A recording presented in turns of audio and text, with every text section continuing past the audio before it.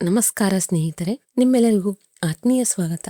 ಇಂದಿನ ಈ ವಿಶೇಷ ಕಾರ್ಯಕ್ರಮದಲ್ಲಿ ನಿಮ್ಮ ರಾಶಿಯಾದ ಮೇಷರಾಶಿಯ ಬಗ್ಗೆ ನಾವು ಮಾತನಾಡಲಿದ್ದೇವೆ. ಮುಂಬರುವ ಸಮಯ ಹೇಗಿರಲಿದೆ, ಮೇಷರಾಶಿಯವರಿಗೆ ಕೆಲವು ವಿಶೇಷ ಕೆಲಸಗಳು ಈಗ ಹೇಗೆ ನೆರವೇರಲಿವೆ ಎಂಬುದರ ಬಗ್ಗೆ ಸಂಪೂರ್ಣವಾಗಿ ಮತ್ತು ವಿವರವಾಗಿ ಮಾತನಾಡೋಣ. ನಿಮ್ಮ ರಾಶಿಯ ಸ್ವಭಾವ, ಆರೋಗ್ಯ, ವೃತ್ತಿ ಜೀವನ, ಷೇರು ಮಾರುಕಟ್ಟೆಗೆ ಯಾವ ರೀತಿ ಯೋಗಗಳು ನಿರ್ಮಾಣವಾಗಲಿವೆ, ಆರ್ಥಿಕ ಸ್ಥಿತಿ ಹೇಗಿರಲಿದೆ, ಇವೆಲ್ಲದರ ಬಗ್ಗೆ ವಿವರವಾಗಿ ಚರ್ಚಿಸೋಣ. ಬನ್ನಿ ವಿಡಿಯೋವನ್ನು ಪ್ರಾರಂಭಿಸೋಣ. ಈ ಮಾಹಿತಿಯು ಚಂದ್ರ ರಾಶಿಯ ಮೇಲೆ ಆಧಾರಿತವಾಗಿದೆ. ಹೆಸರಿನ ರಾಶಿ ಮತ್ತು ಲಗ್ನ ರಾಶಿಯ ಆಧಾರದ ಮೇಲೆಯೂ ನೀವು ಇದನ್ನು ನೋಡಬಹುದು. 12 ಆಗಸ್ಟ್ 2026ರಂದು ದೇವಗುರು ಬೃಹಸ್ಪತಿ ಉದಯಿಸಿದ್ದಾರೆ ಮತ್ತು ಅವರ ಈ ಗೋಚಾರವು ಸಂಪನ್ನಗೊಂಡಿದೆ. ಆದಾಗ್ಯೂ ನಿಮ್ಮ ಜಾತಕದಲ್ಲಿ ಗ್ರಹಗಳ ಅತಿದೊಡ್ಡ ಬದಲಾವಣೆಯು ಆಗಸ್ಟ್ 12ರಿಂದಲ್ಲ, ಬದಲಾಗಿ ಆಗಸ್ಟ್ 19ರ ರಾತ್ರಿ 3:10 ಪ್ರಾರಂಭವಾಗುತ್ತದೆ. ಆ ಸಮಯದಲ್ಲಿ ಉದಯಾವಸ್ಥೆಯಲ್ಲಿರುವ ಗುರುದೇವರು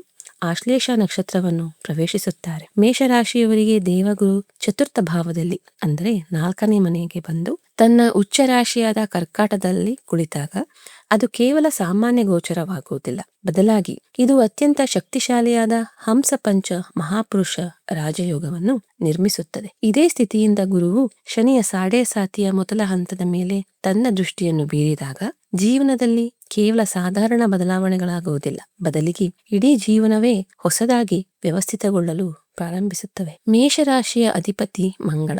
ಮಂಗಳನ ಪ್ರಭಾವವು ನಿಮ್ಮನ್ನು ಸ್ವಭಾವತಃ ನಿರ್ಭೀತ, ಸ್ಪಷ್ಟವಾದಿ ಮತ್ತು ಶಕ್ತಿಶಾಲಿಯನ್ನಾಗಿ ಮಾಡುತ್ತದೆ. ನಿಮ್ಮ ಮನಸ್ಸಿನಲ್ಲಿರುವುದೇ ನಿಮ್ಮ ನಾಲಿಗೆಯ ಮೇಲೂ ಇರುತ್ತದೆ. ಆದರೆ ಹಲವು ಬಾರಿ ನಿಮ್ಮ ಈ ನೇರ ನುಡಿಯ ಲಾಭವನ್ನು ಇತರರು ಪಡೆದುಕೊಳ್ಳುತ್ತಾರೆ. ನಿಮ್ಮ ಜಾತಕದಲ್ಲಿ ಅತಿ ಹೆಚ್ಚು ಶುಭ ಫಲಗಳನ್ನು ನೀಡುವ ಗ್ರಹವೆಂದರೆ ದೇವಗುರು ಬೃಹಸ್ಪತಿ. ಅವರು ನಿಮ್ಮ 9ನೇ ಮನೆ ಅಂದರೆ ಭಾಗ್ಯಸ್ಥಾನದ ಅಧಿಪತಿಯಾಗಿದ್ದಾರೆ. ಜೀವನದಲ್ಲಿ ಯಾವುದೇ ದೊಡ್ಡ ಯಶಸ್ಸನ್ನು ಸಾಧಿಸಲು ಅದೃಷ್ಟದ ಅಂದರೆ ಭಾಗ್ಯದ ಬೆಂಬಲವಿರುವುದು ಅತ್ಯಂತ ಅನಿವಾರ್ಯ ಷರತ್ತಾಗಿದೆ.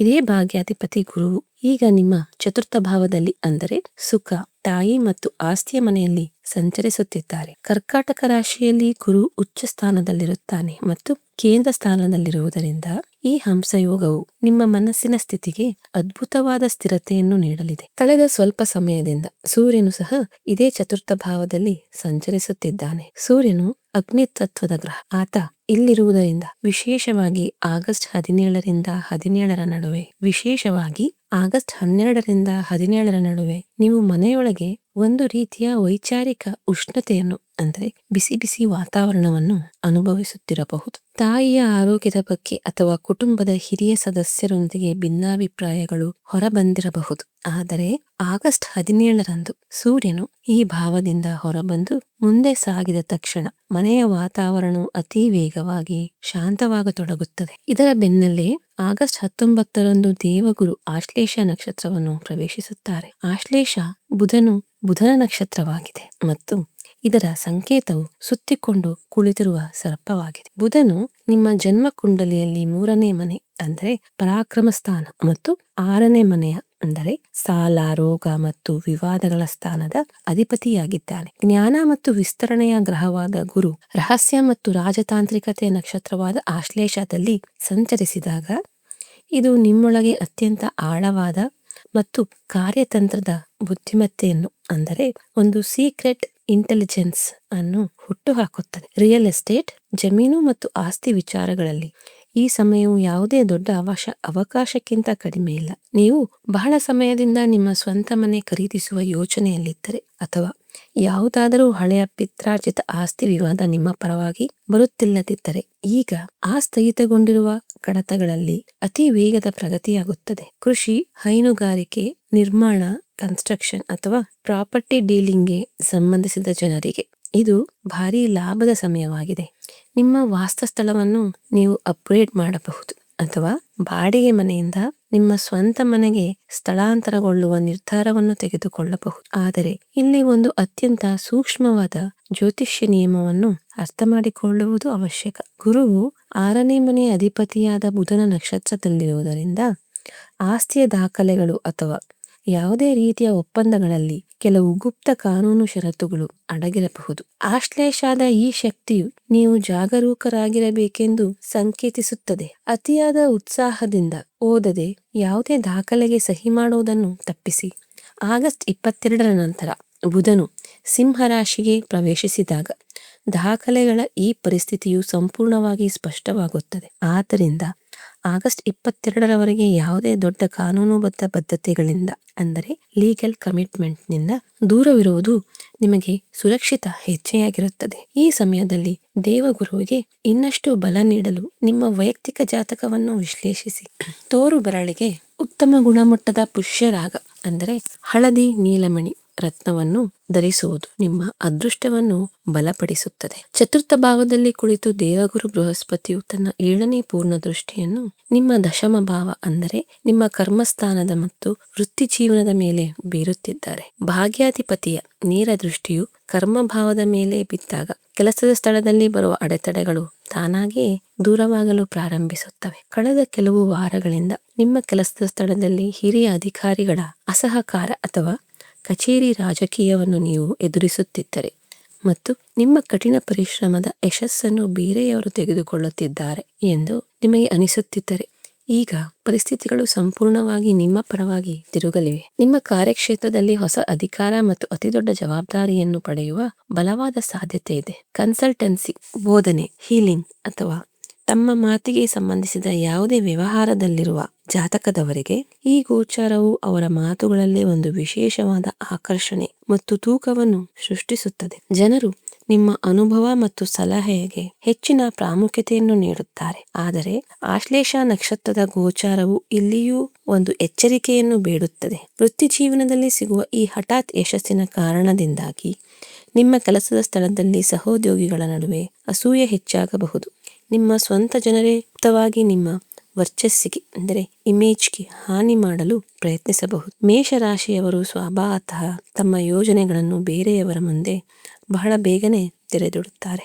ಈ ಸಮಯದಲ್ಲಿ ನೀವು ಸಂಪೂರ್ಣವಾಗಿ ಸೈಲೆಂಟ್ ಎಕ್ಸಿಕ್ಯೂಷನ್ ಅಂದರೆ ಮೌನ ಕಾರ್ಯಾಚರಣೆಯನ್ನು ನೀತಿಯನ್ನು ಅಳವಡಿಸಿಕೊಳ್ಳಬೇಕು. ನಿಮ್ಮ ಕೆಲಸವು 100% ಪೂರ್ಣಗೊಳ್ಳುವವರೆಗೆ ನಿಮ್ಮ ಮುಂದಿನ ನಡೆಯ ಬಗ್ಗೆ ಯಾರೊಂದಿಗೂ ಚರ್ಚಿಸಬೇಡಿ.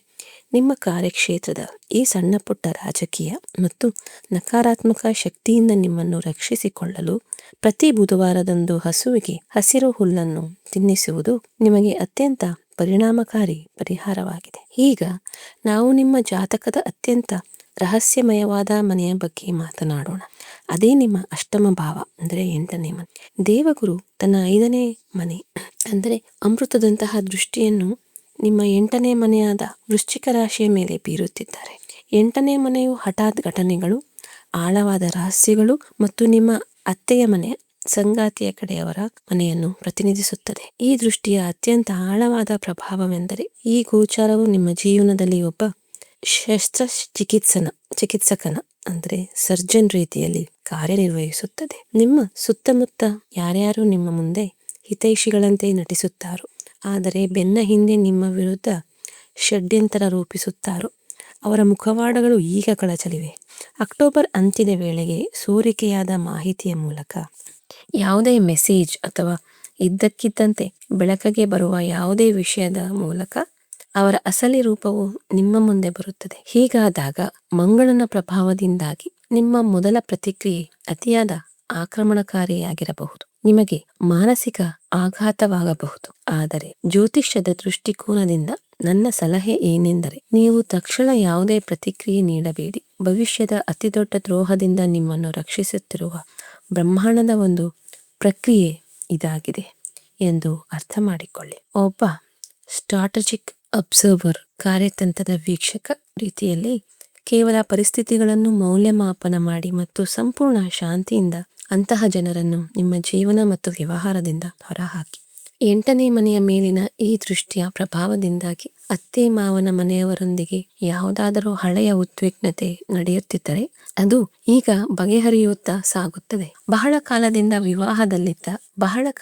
ವಿವಾದದಲ್ಲಿದ್ದ ಯಾವುದೇ ಪಿತ್ರಾರ್ಜಿತ ಆಸ್ತಿಯ ಪ್ರಕರಣವು ನಿಮ್ಮ ಪರವಾಗಿ ಇತ್ಯರ್ಥವಾಗಬಹುದು. ಇದಲ್ಲದೆ ನೀವು ಯಾವುದೇ ಹಳೆಯ ದೈಹಿಕ ಸಮಸ್ಯೆಯಿಂದ ಬಳಲುತ್ತಿದ್ದರೆ ಈ ಸಮಯದಲ್ಲಿ ನಿಮಗೆ ಸರಿಯಾದ ಚಿಕಿತ್ಸೆ ಮತ್ತು ಸರಿಯಾದ ರೋಗ ನಿರ್ಣಯ ಸಿಗುವ ಅಂದರೆ ಡಯಾಗ್ನೋಸಿಸ್ ಸಿಗುವ ಸಂಪೂರ್ಣ ಸಾಧ್ಯತೆ ಇದೆ. ಹಣದ ಹರಿವು ಮತ್ತು ಶನಿಯ ಸಾಡೇಸಾತಿಯ ದೃಷ್ಟಿಕೋನದಿಂದ ಈ ಸಮಯವು ಅತ್ಯಂತ ನಿರ್ಣಾಯಕವಾಗಿದೆ. ಮೇಷರಾಶಿಯವರಾದ ನಿಮ್ಮ ಮೇಲೆ ಪ್ರಸ್ತುತ ಶನಿಯ ಸಾಡೇಸಾತಿಯ ಮೊದಲ ಹಂತವು ನಡೆಯುತ್ತಿದೆ. ಏಕೆಂದರೆ ಶನಿಯು ನಿಮ್ಮ 12ನೇ ಮನೆಯಾದ ಮೀನ ರಾಶಿಯಲ್ಲಿ ವಕ್ರಾವಸ್ಥೆಯಲ್ಲಿ ಸಂಚರಿಸುತ್ತಿದ್ದಾನೆ. ಈ ಸಾಡೇಸಾತಿಯು ಕಳೆದ ಸ್ವಲ್ಪ ಸಮಯದಿಂದ ವಿನಾಕಾರಣ ದೈಹಿಕ ಆಯಾಸ, ನಿದ್ರಾಹೀನತೆ ಮತ್ತು ವ್ಯರ್ಥ ಆರ್ಥಿಕ ವೆಚ್ಚಗಳಿಂದ ನಿಮ್ಮನ್ನು ಕಾಡುತ್ತಿರಬಹುದು. ಆದರೆ ವೈದಿಕ ಜ್ಯೋತಿಷ್ಯದಲ್ಲಿ ಒಂದು ಅತ್ಯಂತ ಸುಂದರವಾದ ನಿಯಮವಿದೆ. ದೇವಗುರು ಬೃಹಸ್ಪತಿಯಂತಹ ಪರಮ ಶುಭ ಗ್ರಹವು ಶನಿಯಂತಹ ಪಾಪ ಗ್ರಹದ ಮೇಲೆ ತನ್ನ ದೃಷ್ಟಿಯನ್ನು ಬೀರಿದಾಗಲೆಲ್ಲ ಶನಿಯ ಕ್ರೂರತೆಯು ಬಹಳ ಕಡಿಮೆಯಾಗುತ್ತದೆ. ಉಚ್ಚ ಸ್ಥಾನದಲ್ಲಿರುವ ಗುರುವು ತನ್ನ 9ನೇ ಪೂರ್ಣ ದೃಷ್ಟಿಯನ್ನು ನೇರವಾಗಿ ನಿಮ್ಮ 12ನೇ ಮನೆ ಮತ್ತು ಅಲ್ಲಿ ಕುಳಿತಿರುವ ಶನಿಯ ಮೇಲೆ ಬೀರುತ್ತಿದ್ದಾರೆ. 12ನೇ ಮನೆಯು ಗುರುವಿನದೇ ರಾಶಿಯಾದ ಮೀನರಾಶಿಯಾಗಿರುವುದರಿಂದ ಇಲ್ಲಿ ವಿಮಲ ವಿಪರೀತ ರಾಜಯೋಗದಂತಹ ಪರಿಸ್ಥಿತಿ ನಿರ್ಮಾಣವಾಗುತ್ತದೆ. ಇದರ ನೇರ ಅರ್ಥವೇನೆಂದರೆ ಸಾಡೇಸಾತಿಯಿಂದಾಗಿ ನಿಮ್ಮ ಜೀವನದಲ್ಲಿ ಬರುತ್ತಿದ್ದ ಎಲ್ಲಾ ನಕಾರಾತ್ಮಕ ಪರಿಣಾಮಗಳು ಇದ್ದಕ್ಕಿದ್ದಂತೆ ಶಾಂತವಾಗಲು ಪ್ರಾರಂಭಿಸುತ್ತವೆ. ಅನಗತ್ಯ ಕೆಲಸಗಳಿಗೆ, ಕಾಯಿಲೆಗಳಿಗೆ ಅಥವಾ ವಾಹನಗಳ ರಿಪೇರಿಗೆ ನೀರಿನಂತೆ ಹರಿದು ಹೋಗುತ್ತಿದ್ದ ನಿಮ್ಮ ಲಿಕ್ವಿಡ್ ಕ್ಯಾಶ್ ಡ್ರೈನೇಜ್ ಅಂದ್ರೆ ಸೋರಿಕೆ ಈಗ ಸಂಪೂರ್ಣವಾಗಿ ನಿಲ್ಲುತ್ತದೆ. ಹಣದ ಒಳಹರಿವು ಕೂಡ ಆಗುತ್ತದೆ ಮತ್ತು ಅದು ಸರಿಯಾದ ಹಾಗೂ ಉತ್ಪಾದಕ ಅಂದ್ರೆ ಪ್ರೊಡಕ್ಟಿವ್ ದಿಕ್ಕಿನಲ್ಲಿ ಖರ್ಚಾಗಲಿದೆ. ಈ ಬಂಡವಾಳವನ್ನು ನೀವು ಆಸ್ತಿಯನ್ನು ಸೃಷ್ಟಿಸಲು ಅಥವಾ ಮನೆಯ ಯಾವುದೇ ಶುಭ ಕಾರ್ಯಗಳಲ್ಲಿ ತೊಡಗಿಸುತ್ತೀರಿ. ದೀರ್ಘಕಾಲದಿಂದ ವಿದೇಶಕ್ಕೆ ಹೋಗಲು ಪ್ರಯತ್ನಿಸುತ್ತಿರುವವರಿಗೆ, ವೀಸಾ ಫೈಲ್ಗಳು ಬಾಕಿ ಉಳಿದಿರುವವರಿಗೆ ಅಥವಾ ವಿದೇಶಿ ಕಂಪನಿಗಳೊಂದಿಗೆ ಕೆಲಸ ಮಾಡುವವರಿಗೆ ಈ ಗೋಚಾರವು ತುಂಬಾ ಅನುಕೂಲಕರವಾಗಿದೆ. ವಿದೇಶಕ್ಕೆ ಸಂಬಂಧಿಸಿದ ಸ್ಥಗಿತಗೊಂಡ ಕೆಲಸಗಳು ಈಗ ವೇಗವನ್ನು ಪಡೆಯುತ್ತವೆ. ಆದರೆ ಆಶ್ಲೇಷಾದ ಪ್ರಭಾವವನ್ನು ಗಮನದಲ್ಲಿಟ್ಟುಕೊಂಡು ತೆರಿಗೆ ಮತ್ತು ಕಾನೂನು ಪಾಲನೆಯಲ್ಲಿ ಅಂದರೆ ಲೀಗಲ್ ಕಂಪ್ಲೈಯನ್ಸ್ನಲ್ಲಿ ಯಾವುದೇ ರೀತಿಯ ಶಾರ್ಟ್ಕಟ್ ತೆಗೆದುಕೊಳ್ಳುವುದನ್ನು ತಪ್ಪಿಸಿ. 12ನೇ ಮನೆಯು ನಮ್ಮ ನಿದ್ರೆಯ ಕಾರಕವೂ ಆಗಿದೆ. ಗುರುವಿನ ಈ ದೃಷ್ಟಿಯಿಂದಾಗಿ ನಿಮ್ಮ ಮೆದುಳಿನಲ್ಲಿ ನಡೆಯುತ್ತಿರುವ ಅನಿಯಂತ್ರಿತ ಓವರ್ ಥಿಂಕಿಂಗ್ ಅಂದರೆ ಅತಿಯಾದ ಆಲೋಚನೆಗೆ ಕಡಿವಾಣ ಬೀಳುತ್ತದೆ ಮತ್ತು ನೀವು ನೆಮ್ಮದಿಯ ನಿದ್ರೆಯನ್ನು ಪಡೆಯುತ್ತೀರಿ. ಮನಸ್ಸಿನ ಶಾಂತಿಗಾಗಿ ನಿಯಮಿತವಾಗಿ ಶ್ರೀ ವಿಷ್ಣು ಸಹಸ್ರನಾಮವನ್ನು ಆಲಿಸಿ ಅಥವಾ 5 ಮುಖದ ರುದ್ರಾಕ್ಷಿಯನ್ನು ಧರಿಸಿ. ಜ್ಯೋತಿಷ್ಯ ಫಲಾದೇಶದಲ್ಲಿ ನಿಖರತೆಯನ್ನು ತರಲು ನವಾಂಶ ಅಂದರೆ D9 ಚಾರ್ಟ್ ಅಧ್ಯಯನ ಮಾಡುವುದು ಬಹಳ ಅವಶ್ಯಕ. ಆಗಸ್ಟ್ 19ರಿಂದ ಆಗಸ್ಟ್ 31ರವರೆಗಿನ ಈ 74 ದಿನಗಳ ಗೋಚಾರವನ್ನು ನಾವು ವಿಭಿನ್ನ ನವಾಂಶಗಳ ಆಧಾರದ ಮೇಲೆ ವಿಂಗಡಿಸಬಹುದು. ಆಗಸ್ಟ್ 19ರಿಂದ ಸೆಪ್ಟೆಂಬರ್ 3ರವರೆಗೆ ಗೋಚಾರವು ಧನು ನವಾಂಶದಲ್ಲಿರುತ್ತದೆ. ಇದು ನಿಮ್ಮ 9ನೇ ಮನೆಯನ್ನು ಸಕ್ರಿಯಗೊಳಿಸುತ್ತದೆ. ನಿಮ್ಮ ಅದೃಷ್ಟವು ಸಂಪೂರ್ಣವಾಗಿ ನಿಮ್ಮ ಬೆನ್ನಿಗಿದೆ ಎಂದು ನಿಮಗೆ ಅನಿಸುವುದು ಸಮಯವಾಗಿದೆ. ಉನ್ನತ ಶಿಕ್ಷಣ ಮತ್ತು ವಿದೇಶಕ್ಕೆ ಸಂಬಂಧಿಸಿದ ಪ್ರಮುಖ ನಿರ್ಧಾರಗಳನ್ನು ತೆಗೆದುಕೊಳ್ಳಲು ಈ 15 ದಿನಗಳ ಸಮಯ ಅತ್ಯುತ್ತಮವಾಗಿದೆ. ಸೆಪ್ಟೆಂಬರ್ 4ರಿಂದ ಸೆಪ್ಟೆಂಬರ್ 19ರವರೆಗಿನ ಸಮಯವು ಮಕರ ನವಾಂಶದದ್ದಾಗಿರುತ್ತದೆ. ಇದು ನೇರವಾಗಿ ನಿಮ್ಮ ದಶಮ ಭಾವದ ಮೇಲೆ ಪ್ರಭಾವ ಬೀರುತ್ತದೆ. ಈ ಅವಧಿಯಲ್ಲಿ ನಿಮ್ಮ ಸಂಪೂರ್ಣ ಗಮನ ಕೇವಲ ನಿಮ್ಮ ವೃತ್ತಿ ಜೀವನ ಮತ್ತು ವ್ಯವಹಾರದ ಮೇಲಿರಬೇಕು. ಬಡ್ತಿ, ಹೊಸ ವ್ಯಾಪಾರ ಒಪ್ಪಂದಗಳು ಮತ್ತು ಸಮಾಜದಲ್ಲಿ ನಿಮ್ಮ ಪ್ರಭಾವವು ಈ ಸಮಯದಲ್ಲಿ ಉತ್ತುಂಗದಲ್ಲಿರುತ್ತದೆ. ಸೆಪ್ಟೆಂಬರ್ 20ರಿಂದ ಅಕ್ಟೋಬರ್ 8ರ ನಡುವೆ ಕುಂಭ ನವಾಂಶದ ಸಮಯವಿರುತ್ತದೆ. ಇದು 11ನೇ ಮನೆಯನ್ನು ಅಂದರೆ ಲಾಭ ಮತ್ತು ಆಸೆಗಳ ಈಡೇರಿಕೆಯನ್ನು ಸಕ್ರಿಯಗೊಳಿಸುತ್ತದೆ. ನೀವು ಕಳೆದ ಸಮಯದಲ್ಲಿ ಪಟ್ಟಿರುವ ಕಠಿಣ ಪರಿಶ್ರಮ, ಅತಿದೊಡ್ಡ ಆರ್ಥಿಕ ಫಲಿತಾಂಶಗಳು ಈ ಹಂತದಲ್ಲಿ ನೀವು ಪಡೆಯುತ್ತೀರಿ. ಯಾವುದೇ ಇಷ್ಟಾರ್ಥ ವಸ್ತು ಅಥವಾ ವಾಹನ ಖರೀದಿಸುವ ಆಸೆಯು ಇಲ್ಲಿ ಈಡೇರಬಹುದು. ಅಕ್ಟೋಬರ್ 9ರಿಂದ ಅಕ್ಟೋಬರ್ 31ರವರೆಗಿನ ಸಮಯವು ಮೀನ ನವಾಂಶದಾಗಿರುತ್ತದೆ. ಇದು 12ನೇ ಮನೆಗೆ ಸಂಬಂಧಿಸಿದೆ. ಈ ಹಂತದಲ್ಲಿ ನಿಮ್ಮ ಖರ್ಚುಗಳು ಇದ್ದಕ್ಕಿದ್ದಂತೆ ಹೆಚ್ಚಾಗಬಹುದು. ಈ ಖರ್ಚುಗಳು ಯಾವುದಾದರೂ ಒಳ್ಳೆಯ ಹೂಡಿಕೆಯ ಮೇಲಿದ್ದರೂ ಸಹ ನಿಮ್ಮ ಬಡ್ಜೆಟ್ ಅನ್ನು ನೀವು ತುಂಬಾ ಕಟ್ಟುನಿಟ್ಟಾಗಿ ನಿರ್ವಹಿಸಬೇಕಾಗುತ್ತದೆ.